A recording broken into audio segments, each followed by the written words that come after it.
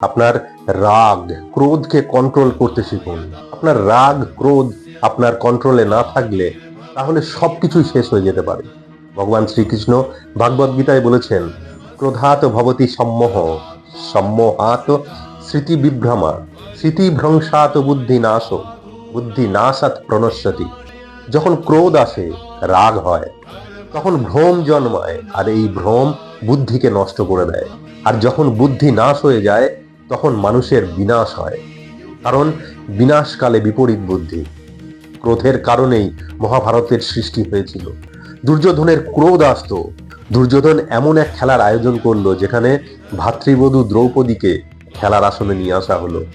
আর দুর্যোধনের ছোট ভাই দুঃশাসন দ্রৌপদীর বস্ত্র হরণের মতো কদর্য কাজ করেছিলেন।